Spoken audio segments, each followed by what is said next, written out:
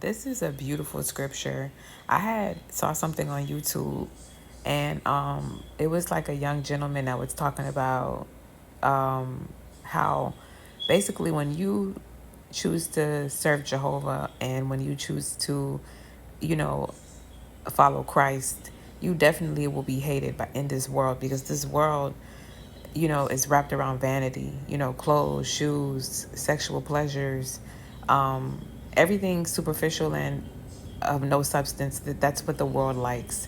The world operates by the flesh, and we walk by spirit. So it's like they hate us because we don't indulge, nor do we approve of, nor do we um, walk the paths they walk, their selfish desires, the things they do to gain, the dishonest profit, the deplorable acts. And nobody's perfect. Everyone is, made of Adam, and Adam is our first parent. Adam and Eve is our first parent. We're all sinners, but there is a difference. There's the person that tries to do what's right and tries to be a better person every day and live in God's will. And there are people that just live by the flesh and they live for pleasure only. And they don't care who they step on and they don't care who they hurt in order for them to gain. And they do evil things. And so you have God and you have Satan, you have evil, you have good.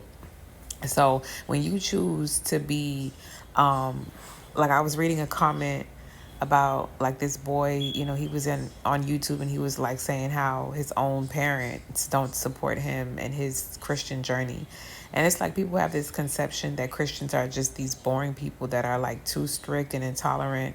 And that's not true at all. It's like I'm such a cool, dope girl and so understanding and so open to conversation and to learning and, you know, all of that.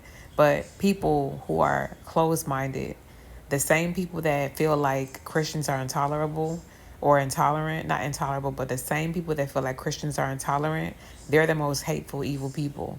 It's like, how could you ever, ever, ever say that Christians or people, that worship God are intolerant or whatever, and you're the one that is running around doing things to harm people? You're the one that's running around thinking that somebody's life is meaningless and you can just go ahead and try to ruin someone's life because you feel like it because that person is different from you.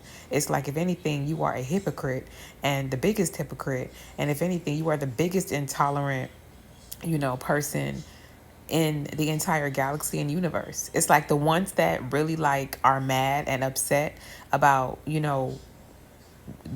about what they feel people that are different from them are like, they're in fact that. It's like these people, for example, the Jews and the Nazis. The Jews were not trying to persecute the Nazis for being different, or there are Christians, like for example myself, I don't bother people because they're gay, or I don't, come for people because they're homosexual, or I don't judge people for that. You know what I'm saying? People have their own lives and people are allowed to live how they want to live, and I basically respect people's rights, people's religious beliefs. I respect people's basic human rights, their amendment rights. But you got people, and that's just how I live. And I'm the Christian. I'm the one, I'm unbiased, and I have my beliefs, but I don't push my beliefs onto other people. And I respect people's lives and I respect people's decisions. And I don't judge or say anything, to try to condemn anybody for who they are. But the same people, but the people that think I'm the Christian, we're supposed to be the ones that are intolerant. But you got other people that are exactly what they say we are. They're intolerant. They're hateful. They're disgusting. They're evil. They're the ones that want to harm people for being different. They want to harm the Christian for being Christian. It's like, wait a minute. I don't want to hurt you, or I don't care about how you live. I don't care anything about your life. It's none of my business. I definitely really, really just view you as a stranger, and you live your life and I live my life. But there are people out there that really are diabolical. Like, there are people out there that are sick in the head and very evil and very intolerant. The same offenses they throw at Christians, they're the ones that are the exact epitome of what they say Christians are or are supposed to be. It's like, what?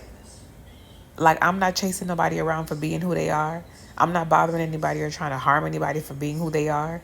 I'm not running around I'm not intolerant or trying to tell people how to live. I'm not pushing my beliefs onto anybody or trying to tell people what to do, what not to do. But you got that happening to me. And you got other people that, for example, like the Jews, unfortunately, they were killed, genocided because of who they were. And they didn't try to push their beliefs or their religion or anything on Hitler. Hitler just felt like, I don't like you. I'm just going to go ahead and try to kill you and genocide everybody. So it's like, it's hypocrisy. But anywho, I basically, that's just the life that's the world we live in. It's like when Christ had to deal with it, persecution. They persecuted Christ until they killed him. They hated him. Okay. All the people in the Bible that served Jehovah, they were persecuted. Some were put in prison. Some were killed. Some were put in stocks, bonds, and released later. Stephen was stoned, and even to this day in the Bible, it says that the Bible is still applicable today when you are a Christian and when you are trying to do what's right. Even if you're not a Christian, it's kids in school that are not Christians that are just trying to do what's right, and they feel like maybe bullying this kid is wrong, and they get bullied for standing up for the kid who's getting bullied. If you try to do anything right, or if you try to be different in this world and you move a different route from this world, if you go left and the world is going right, the world is going to look at you and want to attack you. Like, why are you so different? Why are you doing this? Why are you doing that? Like, they feel like you should be what they want. They feel like you should be what they want you to be. And it's like, never. You're not my God. You don't tell me what to do. Who the hell are you? Who are you? Who are you? You know what I'm saying? It's like, I have amendment rights and I have freedom of religion. I'm going to serve Jehovah. That's my religion, Jehovah's Witness, for life until death. Okay. Even after death, we cannot part. It's forever and ever in eternity. You know what I'm saying? I have my beliefs about, a lot of things, but I don't push my beliefs on other people. And what I feel and how I view things, I don't push my views on people because I respect boundaries. And it's like, people are out here, they don't have no boundaries. They don't have any type of class. They don't have any type of morality, integrity, decorum. They don't have anything. They're just walking around like just demons. You know what I'm saying? And so this is the message for the kid or the adult that is walking different, that is walking a different path. When you are trying to do what's right and when you're not doing the things that people are doing in the world, when you're not of the majority and you choose to walk different, you're going to be attacked. You're going to be that bullied in school for being different. You're going to be targeted. But you have to understand, you got to make a choice. Do you want to be rejected by the world and approved by God, or do you want to be rejected by God and approved by the world? I choose to be approved by God. I could care less about the world. I don't care about the world not liking me, because the world is the world. You're a person. You're irrelevant. You got lungs like me. You got a heart like me. You got teeth like me. You're a human being. Your opinion has no bearing on my self-esteem or my self-worth or my life, because you are just another human being that God created that just chooses to be different from me. So who are you? Like, I don't care. God, however, is creator of heaven and earth. Now, he has the power to kill me. He has the power to resurrect me. He has the power to do whatever he wants to do. He created me. I have a respect for him because he's the creator of my life and of this world that I live in and enjoy. And that's my owner. That's my maker. That's my master, Jehovah. He matters to me.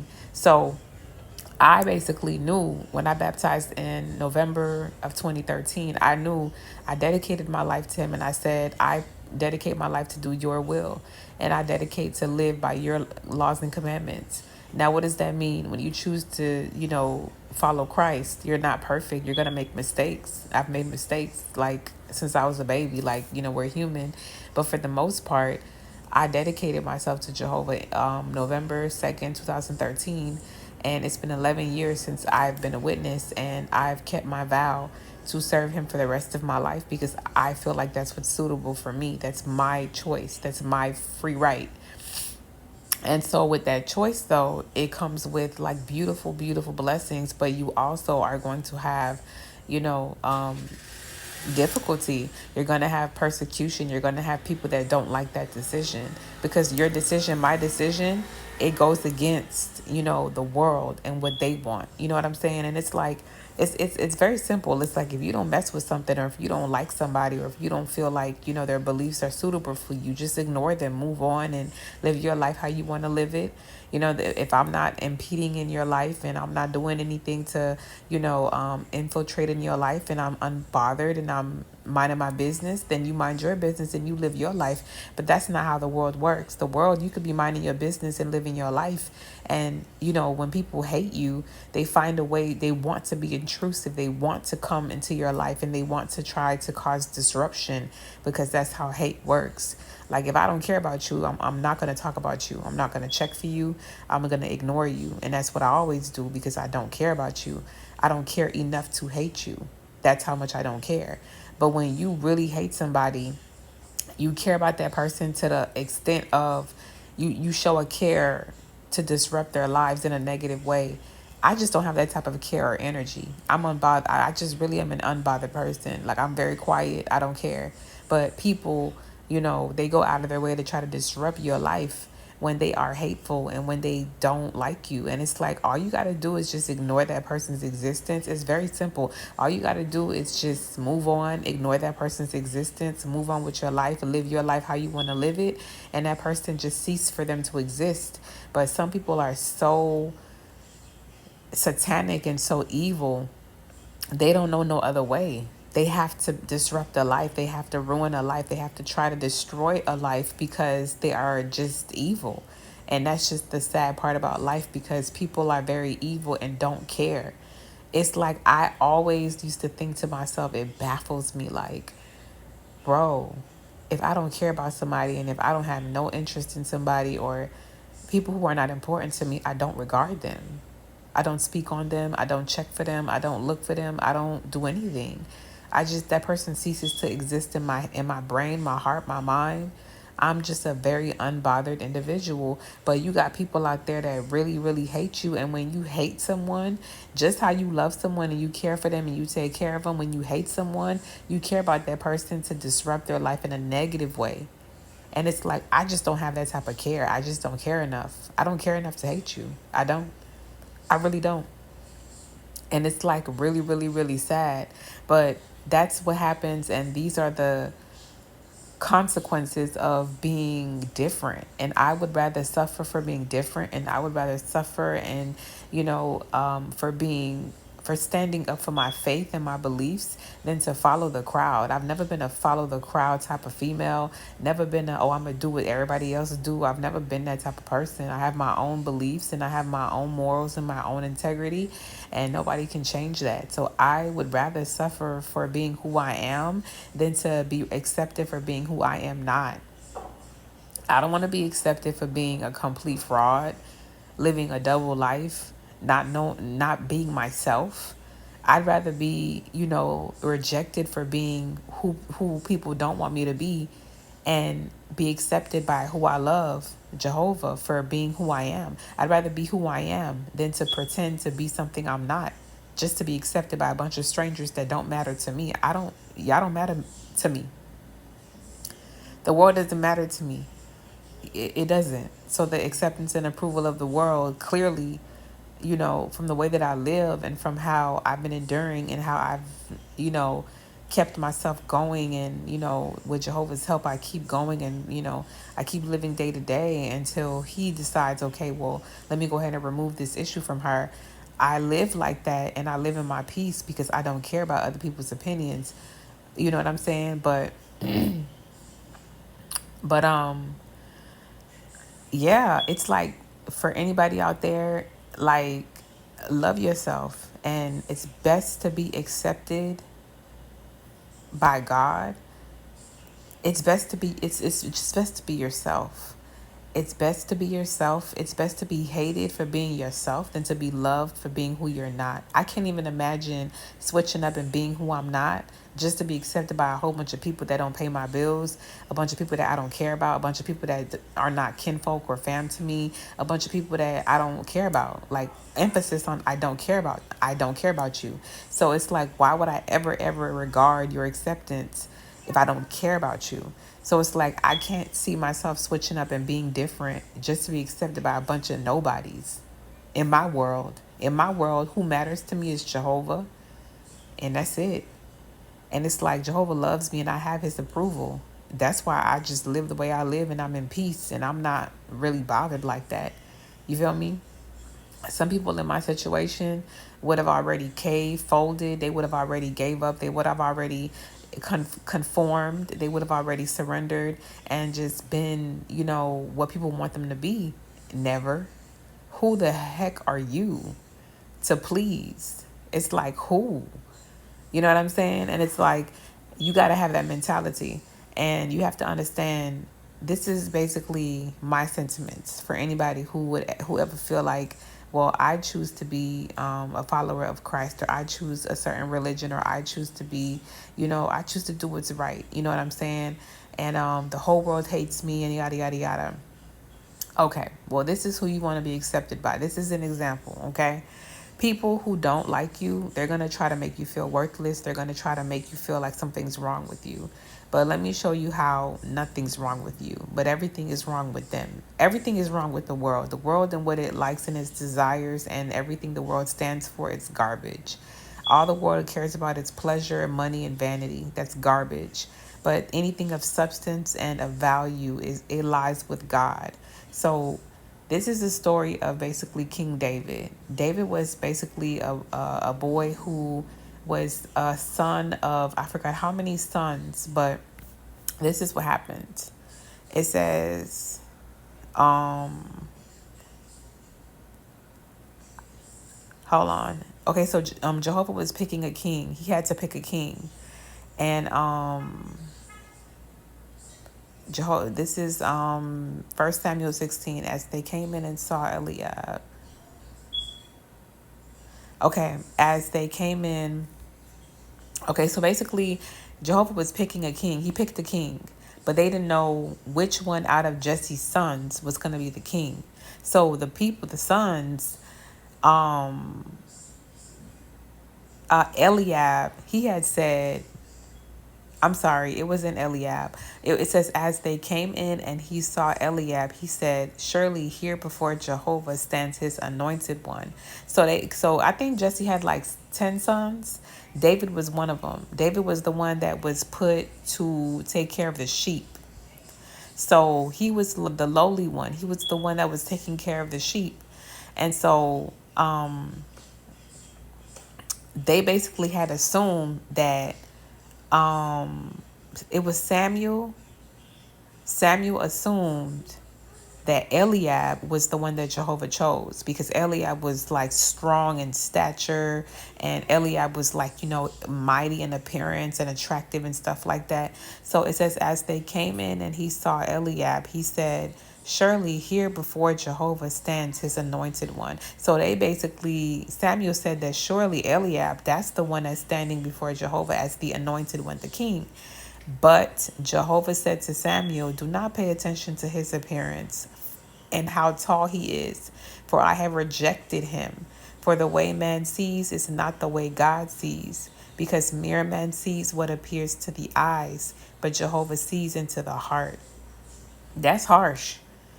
He said that Jehovah himself said to Samuel, do not pay attention to his appearance and how tall he is, for I have rejected him. It doesn't matter how beautiful somebody is to the world. It doesn't matter how tall they are. It doesn't matter how much money they have. It doesn't matter how much power they have. Jehovah rejected him. Jehovah rejected the one that was beautiful and tall and powerful, the one that appeared to have this stature of kingship, and the one that looked like a king. Jehovah said, no, he's not the one. I reject him. So why? Because the way man sees is not the way God sees. Because mere man sees what appears to the eyes, but Jehovah sees into the heart. Jehovah's not looking at what people see. People look at people for looks. People are physical. Jehovah's not a physical God. He's a spiritual God. He looks at the heart. There's a lot of people that are physically beautiful but trash in spirit. They're evil in their heart. That's why Jehovah rejects them. So they have the approval of the world. But the one person that matters the most, which is God himself who created them, rejects them. How the hell do you have all this approval from everybody else in the world? How do you move around and you have all this might and power and you have all of this approval from everyone in the world, but the one who created you in heaven and earth rejects you? How do you live like that? How do you live like that? You got all of these minions and all of these people that approve of you, but the person that is responsible for life and death, heaven and earth, if they wanted to, can strike you down today, but chooses not to because they have self-restraint and because Jehovah doesn't abuse his power how people do. Because Jehovah is powerful. He's all powerful. He can strike you down in a minute, but he doesn't abuse his power. He's patient. Every dog has his day. How could you sit up there and be approved by the whole world and be rejected by the one person that matters? The only person that truly matters, him. You're rejected by him. You don't want to be rejected by Jehovah. That's not what you want. Basically, you have no life. Your life is vanity. You have no purpose. You have no substance in your life. All you have is pleasure, money, and that's it. But you don't have anything of importance and value in your life. So after that, it says, then Jesse called Abinadab and had him pass before Samuel. But he said, Jehovah has not chosen this one either. So Abinadab was rejected.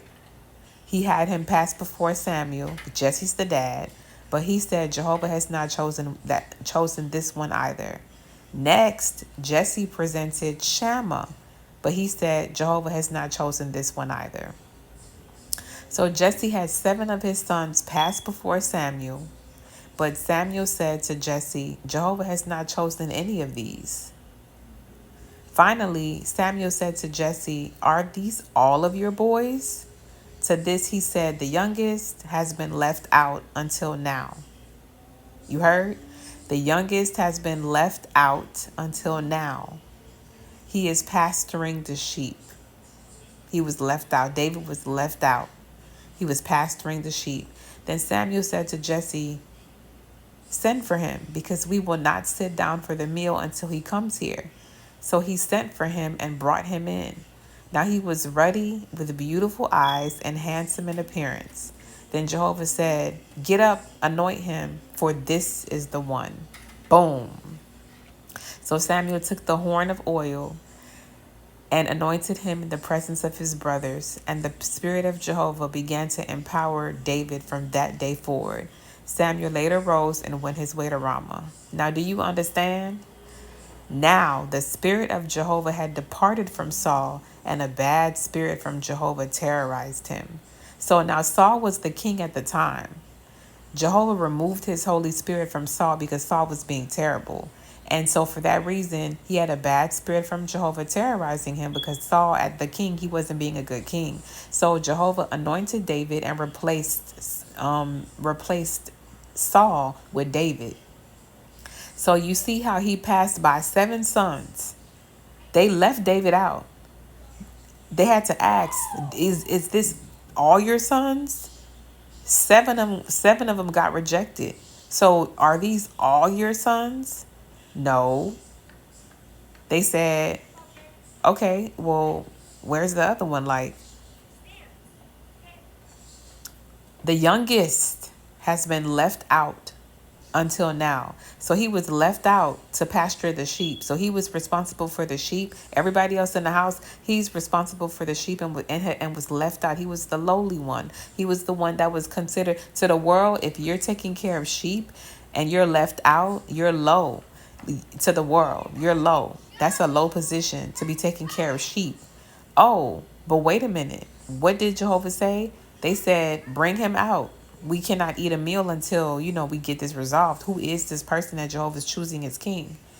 When they sent for him, Jehovah said, get up, anoint him, for this is the one. So the one that was very strong in stature, Jehovah rejected him. All the other sons, Jehovah said no, he passed on them. The heart, he looked at David's heart. He was the low one. He was the one taking care of the sheep. He was the one that was left out. Everybody else was inside where they were, and he was the one that was not even considered. They didn't even consider him. He was left outside. They didn't even think to bring him inside to have him considered as king. And that's how the world thinks. The world looks at us, the world looks at people like they're low. The world looks at people and underestimates them and says that they're nobodies. They say that we're nobodies. They say that we're low. And it's like, well, we're the ones that are really the special ones. We're the gems, we're the diamonds. Because all the strong ones, all the ones that look like the part, they're not the part. They really don't have anything to them except for vanity. They don't have anything special to them. All they have is just pleasure and worldly things. But the diamonds in the gem, it was outside.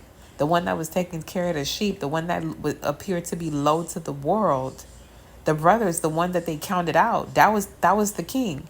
And in the end, he was basically the one that was taking care of the sheep, replaced King Saul. Saul got jealous and was envious of David because David basically took his position, and Saul set out to kill David later on.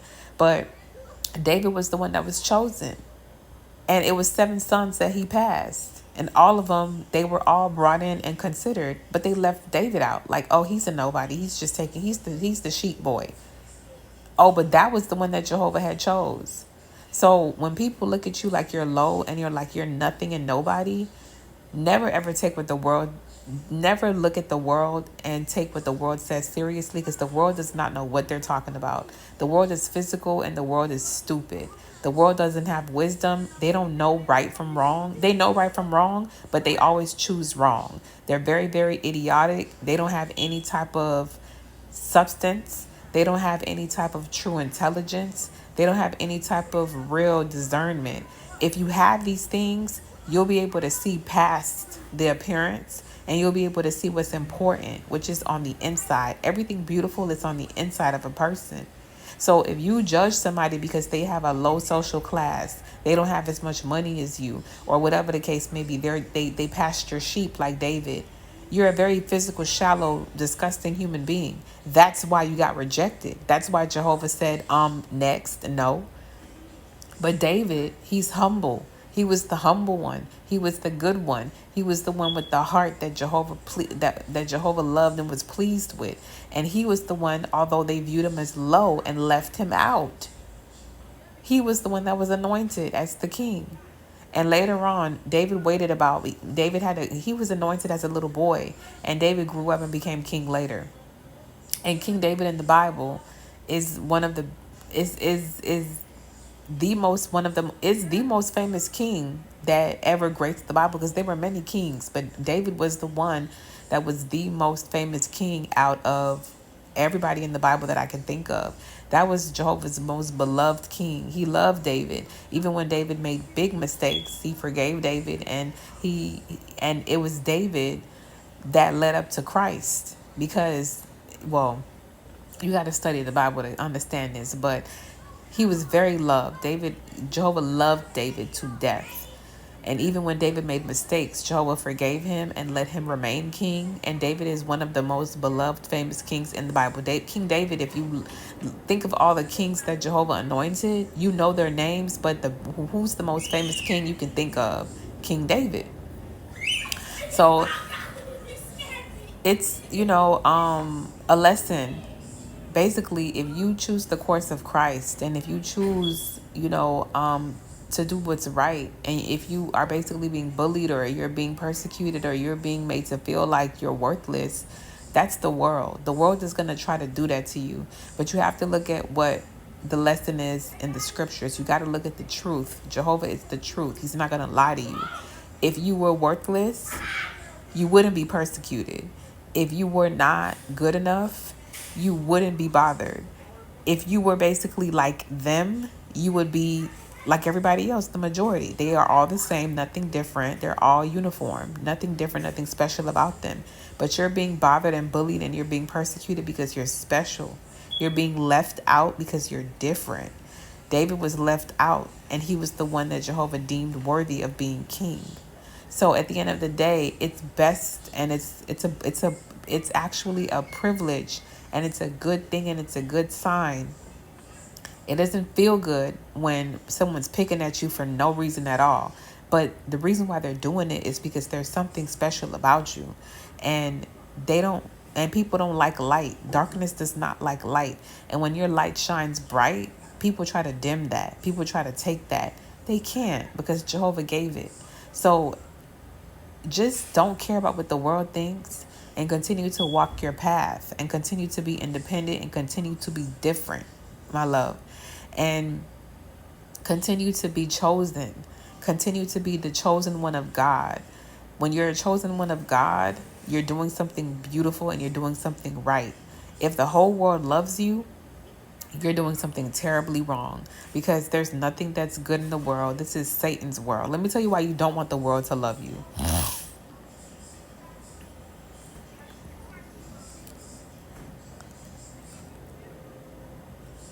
You don't want the world to love you. It's because we know we originate with God, but the whole world is lying in the power of the wicked one. You don't want the world that's under the influence of Satan to like you or to accept you. It says the whole world is lying in the power of the wicked one. That's why persecution and hate exists. That's why all of these murders and all of these different crimes exist, because the world is under the influence of Satan, the devil himself. If the world loves you, that means you're one of them.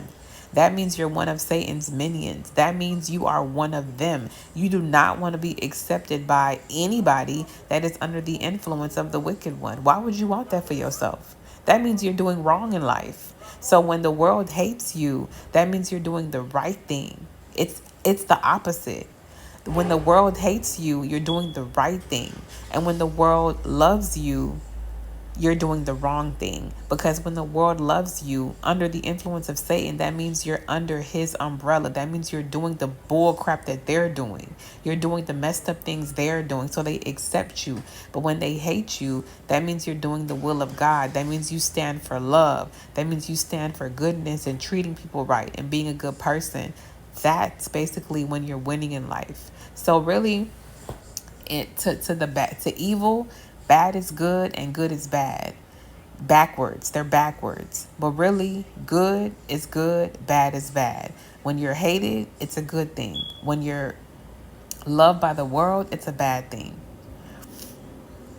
I don't want to be accepted by anybody evil. Anybody, the people that I have encountered, the things that I have seen, the things and the deplorable behavior, I would rather die than to be a part of anything like that.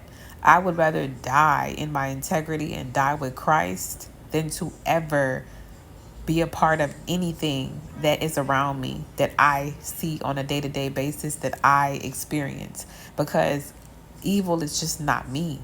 And a lot of people, evil, they accept it for money, for fame, whatever. I just don't live like that. That's not my life. So I would rather be hated by the whole world than to sell my soul or to just give my soul away to Satan himself and become the evil, demonic monsters that I have seen at work. I don't want that for me. That's not who I am. So if that's not who you are, it is okay.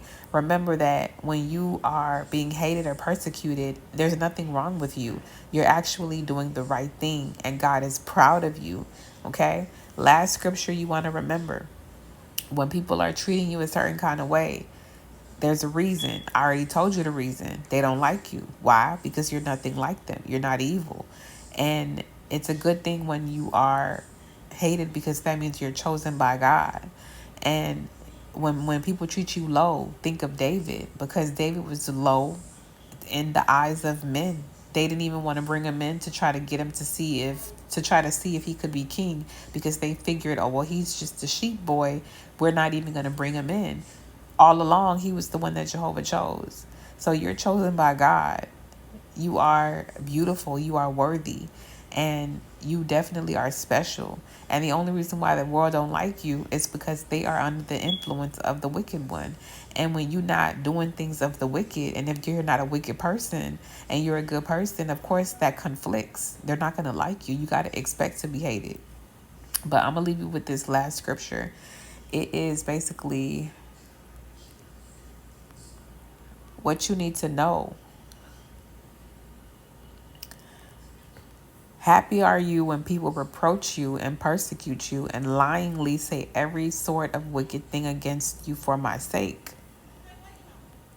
Rejoice and be overjoyed, since your reward is great in the heavens. For in that way they persecute for in that way they persecuted the prophets before you. I'm sorry, they persecuted the prophets prior to you. You are the light of the world. A city cannot be hid when located on a mountain. Likewise, let your light shine before men, so that they may see your fine works and give glory to your Father who is in the heavens. You are the light of the world. You are the light. The world is so dark. Imagine you being a light and you got all of these dark demons around you. You think they want you to shine? They're going to do everything to dim your light because they're demons and they're dark and they're miserable. So you need to keep shining, and you need to understand that happy are you, and you will be hated by all people on account of my name, but the one who has endured to the end will be saved. So you will be, Jesus already said and let us know as his followers, you will be hated by all people on account of my name. That's what I'm experiencing now. I'm hated by so many people for no reason at all. People who don't even know me, never met me, never had a conversation with me. They don't want to have a conversation with me. Why? Because my religion, my God whom I worship, my beliefs, that's why they hate me. But Jesus already had said this in the Bible, that I would be hated by all people. We would all be hated by people on account of his name because we follow him. But if we endure to the end, we will be saved. And that's what I'm doing. I'm enduring. Happy are you when people reproach you and persecute you and lyingly say every sort of wicked thing against you for my sake. They persecuted the prophets prior to us like this. We're not the first ones to go through this. They did this to Jesus. They did this to Apostle Paul. They did this to Peter. They did this to they did this to everybody that ever followed Jesus Christ, who ever followed the right course. They persecuted, they've killed, they've done so many things because of his name, because we follow him. But if you endure and if you keep fighting, you will be saved and you will be victorious in the end. And that's my journey. I'm in a moment in my life right now where I'm in real life persecution for my faith. I am in real life persecution for my faith. And I keep enduring because I love Jehovah. And I'm not afraid of the people that are around me, because the one that I serve is greater than them. If they had any real power, I would have died already. But I'm not dead, and I'm still healthy and alive because Jehovah is far more powerful than their threats, than their persecution. You know what I mean? So it's like you really, really honestly have to understand that you will be lied on. I've been lied on. I've been attacked. I've been violently attacked by people. I've been through so much, okay, because of why? Religion, because of who I choose to worship and who I choose to serve. I have been persecuted. I have been treated terribly, but the reason why I keep going is because I know why. There's nothing wrong with me. I didn't do anything wrong. I didn't do anything. I'm simply hated for who I love. I'm simply hated for the Christ. I'm simply hated for Jehovah. I'm simply hated for my faith. And that's something that's happened before. You know what I mean? So just understand that you're not alone, and you're doing the right thing, and you are worth it. And no matter how bad people treat you, you got to understand that that's how Satan is. He's going to hate you. He's going to try to devour you. He's going to try to destroy you because you are against his kingdom and you are for God's kingdom. He has his own little kingdom of his little, minions and worshipers and slaves. And so when you are basically preaching, or if you're, about, you know, um, if you're about like God's kingdom, you're going to get opposed. You're going to get opposition. You're going to get all types of you're going to get all types of hate, like I'm receiving hate I'm receiving hate, and I've been through so much for my faith. Nothing else. There's nothing. I didn't do anything. And it's like there's an unprovoked. attacked unprovoked, hated for no reason, hated for no reason at all. None of these people know me personally. And it's like, that's the life, that's the world we live in. It's a real thing. It's a spiritual warfare. It's a spiritual battle. People will hate you for what you believe, for your religion. And it's happened in history before. Like I said, the Jews, they were killed by the Nazis just for being Jews. They didn't know nothing about those people other than they were Jews. And for that reason, they were all genocided. You know what I mean? But you're special, and you're so worthy and beautiful and chosen by Jehovah, chosen by the Christ. And when you are valuable like that, you're going to have evil people that are going to try to devalue you because they believe in opposite. You know what I'm saying? They're going to oppose you, but you don't listen to what they say. That's the world. The world doesn't know what they're talking about. But Jehovah, the Bible, it's the facts. The facts are you are special, just like David. And the world may view you as low, but really in reality, you're high, you're chosen. And it's better to be rejected by people than to be rejected by God. The world is rejected by God. They have no hope. They're in complete darkness. They have no substance and no happiness or no life to them. But you are in the light. You're the light of the world. That's what the scripture says. And the scriptures don't lie. People lie, but the Bible don't. You are the light of the world. So keep shining bright and keep standing apart and keep being different. And don't cave in and don't try to conform. And don't care about what people say or what people think. Continue to be who you are. I'm going to continue to be who I am in my faith. I'm going to continue to serve my God how I want to serve him. And that's just that. You know what I mean? And let David be a lesson learned that whenever you're being bullied or persecuted or whatever, you got to let this be a lesson learned that no matter what they do or how they try to make you feel, that's not the truth, because they view David as low, but the whole time he was the king. So you may be treated this way, that way, but you're chosen and you're special. Because if you weren't special, you wouldn't be attacked. Who's gonna bother somebody that isn't worth it? Who's gonna waste their time on somebody that is completely valueless? No, you're being attacked because you're special. You have a light that they're trying to dim. And if you weren't of value, you wouldn't be bothered. But Satan sees you, and he sees you as a threat to what his kingdom is and what his purpose and what his will is, and he's coming after you with all he has. But just rely on Jehovah, and he will help you, and he will help you get through the phase of your life. Like the phase I'm going through, he'll help you get through it. So I saw that on YouTube, like a boy talking about, King David. And I saw the comments, and I saw like, young kids like, oh, my parents don't like me, or because of my faith and stuff like that. And it's like, you just have to go to the scriptures. Don't listen to what the world has to say. The world talks. They don't have the facts. Jehovah has the facts. You are worth it. And one scripture that you can always remember: the world may hate you, but this is what Jehovah feels about you. Everlasting.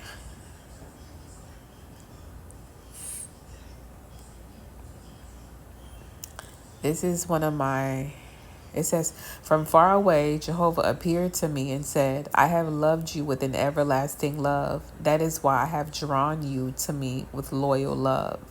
So the world may hate you. That's okay. That's cool. That's fine with me. Why? Because Jehovah told me he loves me with an everlasting love.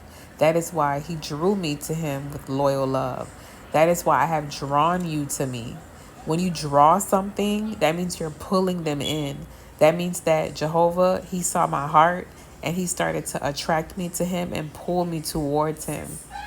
He wanted me to come towards him, to be his servant, to be his child.